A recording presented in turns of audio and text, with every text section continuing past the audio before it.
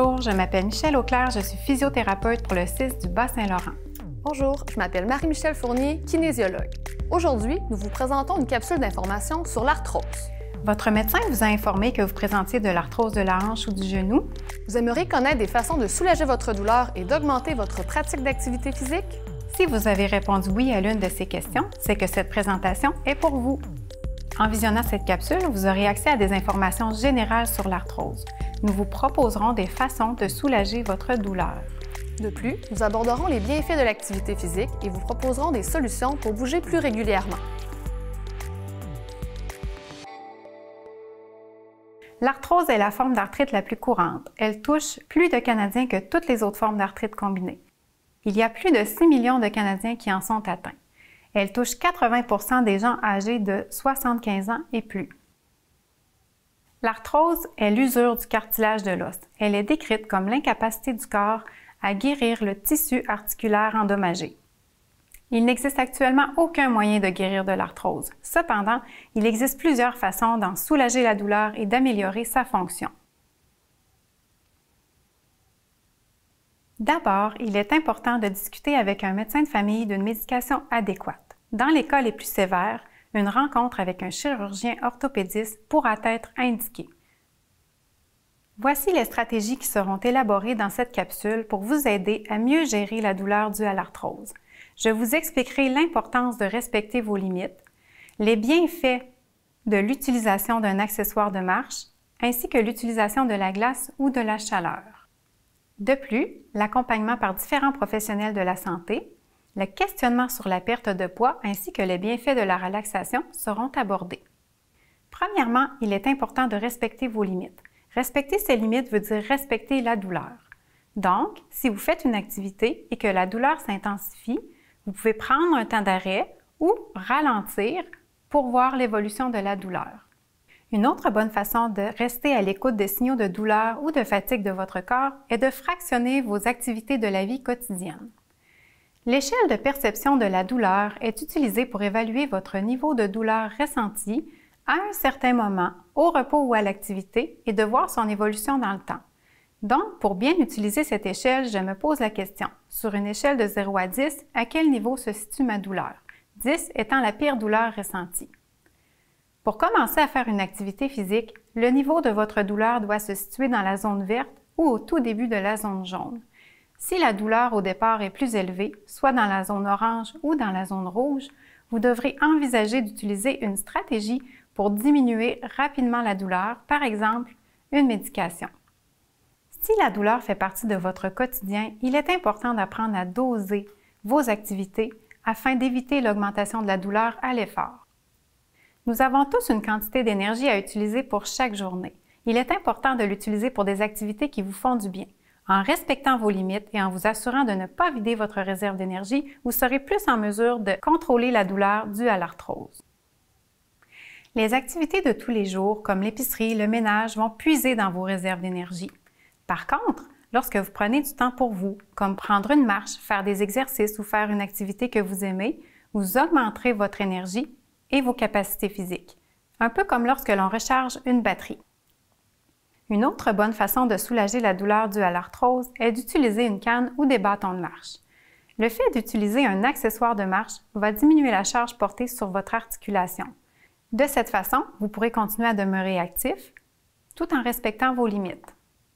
Vous avez des sensations de chaleur, gonflement, de douleur au niveau de votre articulation? L'utilisation du froid pourra être indiquée. Si vous avez plutôt une sensation de raideur, vous pouvez appliquer de la chaleur. Mais vous êtes la personne qui se connaissez le mieux, alors appliquez ce qui vous fait le plus de bien. Différents professionnels peuvent vous aider. Un physiothérapeute, un kinésiologue, un nutritionniste.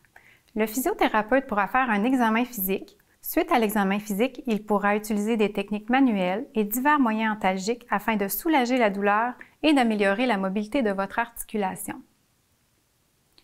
Il pourra vous enseigner un programme d'exercice selon vos besoins et d'améliorer votre capacité physique progressivement. Le physiothérapeute est un allié important dans l'amélioration de votre santé physique. Le kinésiologue est le professionnel de la santé, spécialiste de l'activité physique, qui utilise le mouvement à des fins de prévention, traitement, réadaptation et performance. Le kinésiologue a aussi un grand rôle à jouer au niveau de la motivation afin de vous aider à passer à l'action. Le nutritionniste est le spécialiste de la nutrition qui vous donnera des outils afin d'améliorer vos habitudes alimentaires. Saviez-vous que 10 livres en trop augmentent la charge portée sur vos articulations de 30 à 60 livres? Et cette charge augmente considérablement lors d'une ascension ou lorsque vous vous penchez pour ramasser un objet au sol. Si vous avez un questionnement par rapport à votre poids, vous pouvez en parler à un médecin de famille. Il pourra vous aider dans votre démarche. Il pourra vous référer à différents professionnels de la santé. Il existe plusieurs moyens pour perdre du poids. La bonne nouvelle, c'est que de perdre quelques livres peut avoir un impact positif sur vos articulations. Les techniques de relaxation et les stratégies d'adaptation peuvent vous aider à préserver un certain équilibre de vie et à cultiver l'optimisme. Le fait de détendre les muscles autour d'une articulation endolorie peut atténuer la douleur ressentie. Les moyens de se détendre sont nombreux. Faire des respirations profondes, de la visualisation, écouter de la musique ou de la méditation. Pour s'adapter à sa condition physique, il faut d'abord l'accepter. Peut-être aurez-vous besoin de l'aide d'un professionnel de la santé, comme un psychologue ou un travailleur social, pour faire un cheminement dans votre processus d'acceptation et d'adaptation.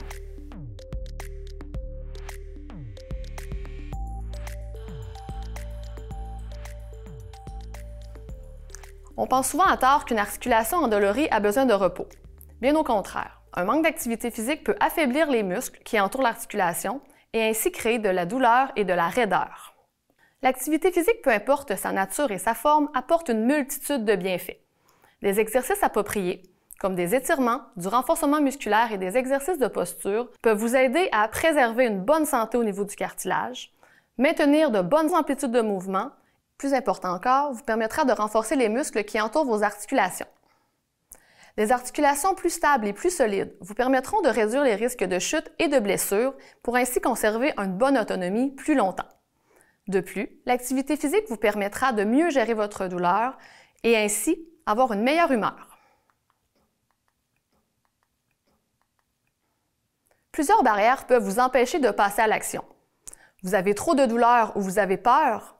Vous vous sentez fatigué ou vous manquez d'énergie? Peut-être manquez-vous de motivation ou de soutien?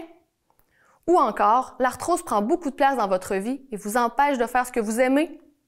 Vous verrez, à chacune de ces barrières se rattachent des trucs, des conseils, des solutions pour vous aider à réaliser vos activités de la vie quotidienne et vous permettre de bouger plus régulièrement. Tout cela, bien sûr, en tenant compte de votre condition physique et de votre condition de douleur. Parce que oui, c'est possible de bouger avec l'arthrose. Cela est même bénéfique. Regardons ensemble la barrière numéro 1. Vous avez trop de douleur ou vous avez peur de vous blesser et d'aggraver votre blessure? Comme vous l'avez sans doute remarqué, bouger de façon raisonnable n'affecte pas plus votre douleur que de rester inactif. Il est donc nécessaire de trouver une activité physique qui vous convient. Pour ce faire, vous devez tenir compte de vos compétences et de vos aptitudes.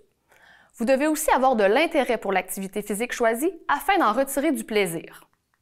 Il est aussi essentiel de choisir une activité qui engage peu vos articulations douloureuses. Par exemple, si vous avez mal aux hanches, choisir le vélo stationnaire au lieu de la marche peut être intéressant. De cette façon, vos hanches seront moins sollicitées. Il est aussi intéressant de choisir des mouvements qui induisent peu de stress sur vos articulations. Tentez d'éviter les impacts répétés, les sauts et les déplacements latéraux. Par exemple, si vous avez de la douleur au genou, la danse Zumba et les cours d'aérobie ne sont peut-être pas des activités à privilégier. Toutefois, les activités aquatiques, les cours de conditionnement physique dirigés, le tai chi et le yoga sur chaise sont des activités douces qui engageront peu vos articulations douloureuses. Lorsque l'on débute une nouvelle activité, il est essentiel de s'exposer graduellement au mouvement afin de permettre à notre corps de s'adapter. Pour y arriver, vous devez vous échauffer et, par la suite, vous activer progressivement selon votre tolérance. Tout au long de l'activité, vous devez rester attentif à votre niveau de fatigue et votre niveau de douleur. Si à un moment, votre douleur augmente, vous devez ralentir ou prendre une pause. L'activité terminée, vous devez vous permettre un temps de repos suffisamment long pour permettre à votre corps de refaire le plein d'énergie et de bénéficier des bienfaits de l'activité physique. De plus, Si un inconfort s'est installé, ce repos lui permettra de se résorber. Regardons ensemble la barrière numéro 2. Vous vous sentez fatigué, vous manquez d'énergie ou vous êtes peut-être trop occupé? Ne vous inquiétez pas, vous n'êtes pas seul dans cette situation. Chaque jour, votre niveau d'énergie varie, votre niveau de douleur fluctue. Donc, à tous les jours, vous devez évaluer votre condition et doser vos activités en conséquence. Voici quelques petits trucs pour y arriver. Tout d'abord, identifiez les moments de la journée où vous êtes le plus énergique et où vous avez le moins de douleur. Fractionnez vos tâches et divisez vos activités dans la journée, voire même dans la semaine. Enfin, permettez-vous des pauses au besoin. Il est important de ne pas dépasser vos limites et surtout de ne pas persister lorsqu'il y a augmentation de douleur. Aussi, rappelez-vous qu'il est essentiel de conserver de l'énergie pour ce qui est bon pour vous. Rappelez-vous l'analogie des batteries chargées et déchargées que nous avons abordée tout à l'heure. Maintenant, la barrière numéro 3. Vous manquez de motivation et de soutien pour passer à l'action? Gardez en tête que un peu, c'est déjà beaucoup. Chaque jour, vous pouvez cumuler des minutes actives, sans nécessairement faire de l'activité physique structurée. Par exemple, vous pouvez marcher dans la maison, monter et descendre les escaliers, danser ou faire de l'aérobie dans votre salon. Vous pouvez aussi faire des mouvements d'échauffement. Les exercices de musculation peuvent aussi être faits à la maison, avec le comptoir, une chaise, des cannes de conserve ou tout simplement avec le poids de votre corps. Afin de vous sentir moins seul et d'avoir une motivation supplémentaire pour bouger, pourquoi ne pas demander à un proche ou un ami de vous accompagner pour marcher? De cette façon, vous pourriez en faire une habitude. Aussi, vous pourriez vous inscrire à un cours de conditionnement physique dirigé en groupe. Informez-vous auprès de votre municipalité de l'offre de cours offert. Vous pourriez être surpris. Finalement, la dernière barrière et non la moindre, votre condition vous affecte moralement et émotionnellement. Si l'arthrose vous empêche de réaliser vos tâches ou de faire ce que vous aimez, sachez que vous n'êtes pas seul. Il existe des ressources pour vous appuyer et vous accompagner. Le service d'accueil, d'analyse, d'orientation et de référence, l'AAOR, constitue la porte d'entrée principale du CIS du Bas-Saint-Laurent. Comme son nom l'indique, ce service accueille des demandes et vous réfère à la bonne personne selon le besoin. Aussi, le service InfoSocial, disponible au numéro 811, option 2, est une excellente ressource initiale. Finalement, plusieurs cliniques médicales ainsi que le programme d'aide aux employés de certaines organisations offrent de bons services psychosociaux. Informez-vous.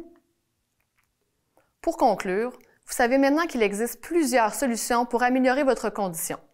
Pour mieux vivre avec l'arthrose, il est important de s'entourer de plusieurs professionnels afin d'aller chercher des outils fiables et personnalisés. Il n'est jamais trop tard pour améliorer votre condition. Alors, à vous de jouer! Merci de remplir le formulaire disponible sur notre site Internet afin de confirmer le visionnement de cette capsule vidéo. À partir de ce formulaire, vous pourrez mentionner votre intérêt à poursuivre votre démarche en individuel en rencontrant tout d'abord un physiothérapeute. Au plaisir de vous rencontrer!